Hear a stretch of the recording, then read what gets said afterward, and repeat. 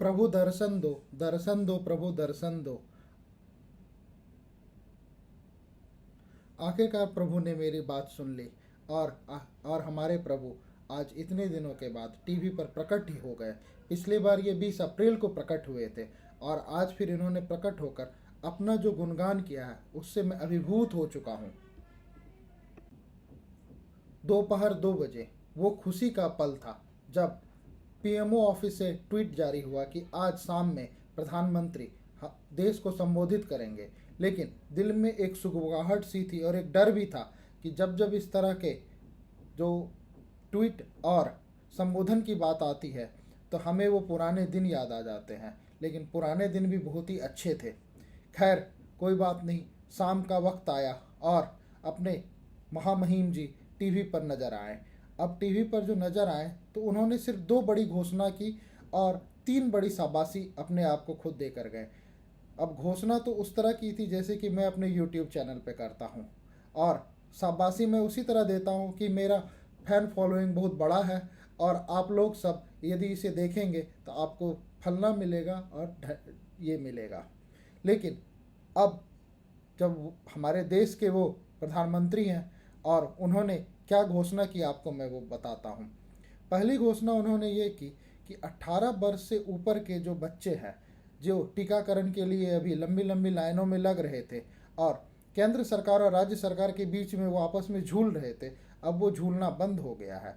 अब सारा का सारा जिम्मा, सारा का सारा चीज़ केंद्र सरकार उठाएगी और प्राइवेट हॉस्पिटल में 150 रुपये में टीका लगेगा।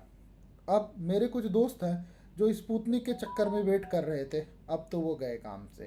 खैर कोई बात नहीं। दूसरी बहुत महत्वपूर्ण घोषणा जो हमारे प्रधानमंत्री जी ने की है कि दीपावली तक 80 करोड़ लोगों को मुफ्त में अनाज, राशन, ये सब चीज़ें मिलेगा। खैर ये तो उन लोगों के लिए बहुत ही अच्छी बात है जिन्हें इन चीज़ों की सच में ज़रूरत है। लेकिन 2 घोषणा के बाद जो 3 चीज़ों पर उन्होंने अपनी शाबाशी ली वो भी कुछ इस प्रकार है जो आप सुन लीजिए। अब शाबाशी नंबर 1 कि उन्होंने ये कहा कि मैंने मतलब अहम ब्रह्मस्मी वाला बात नहीं, आप समझिए, हमने पूरे दुनिया से ऑक्सीजन की व्यवस्था की। अरे भाई साहब, मतलब ये तो शाबाशी वाली बात है। ऑक्सीजन की व्यवस्था पूरे दुनिया से हुई, लेकिन आपने हाल देखा ही जो क्या हुआ। दूसरी शाबाशी उन्होंने खुद को जो दी, उन्होंने भारतीय को 23 करोड़ भारतीयों को अभी तक टीका लग चुका है। तो हमारी जनसंख्या भी देखिए मोदी जी, साइज कितना बड़ा है हमारे देश का, तो उसके हिसाब से 23 करोड़ है। तो आपने 23 करोड़ की जो आबादी है उसको टीके देने में 3 साल लगा दिए, अभी 5 गुना और है। तो हो सकता है क्या, जो मैं ये उम्मीद करता हूँ कि जब तक लास्ट आदमी को टीका लगेगा तब तक पहले जो लगे हुए लोग थे उनकी इम्यूनिटी ना कहीं ख़त्म हो जाए। क्योंकि जहाँ तक मैंने पढ़ा है और जानकारी जुटाई है कि इस वैक्सीन के लिए की इम्यूनिटी का टाइम जो है वो 1 साल ही है। मतलब आप वैक्सीन लगाओगे तो आपके अंदर 1 साल तक इसकी इम्यूनिटी बनी रहेगी, कुछ इस तरह की बात है। तो शायद ये चक्र अनवरत काल तक न चलता रहे। अंतिम वाले को टीका लगा, पहले वाले की ख़त्म, फिर पहले वाले से फिर से शुरू करो, तो ये अनंत काल तक चलने वाली प्रक्रिया हो सकती है। ये शायद बूस्टर डोज वाला कुछ फार्मूला वो लोग लाए। और तीसरी घोषणा जो उन्होंने की कि उन्होंने 1.5 साल में नया हेल्थ स्ट्रक्चर खड़ा कर दिया।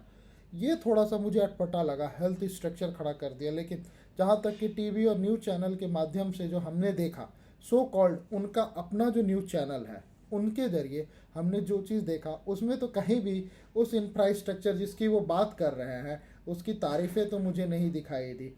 चाहे वो बिहार हो, चाहे वो मध्य प्रदेश हो, चाहे वो गोवा हो, चाहे वो उत्तर प्रदेश हो, इन सब राज्यों में जो उन्होंने इंफ्रास्ट्रक्चर पर काम किया है वो मुझे तो नहीं दिखाई दिया। खैर देश के प्रधानमंत्री है, कुछ भी बोल सकते हैं, उन्हें अधिकार है। अब मैं अपनी बात यहीं पर समेट रहा हूँ क्योंकि ज़्यादा कुछ बोलूँगा तो लोग बोलेंगे कि जी ये लड़का बहुत बोलता है। जय हिंद।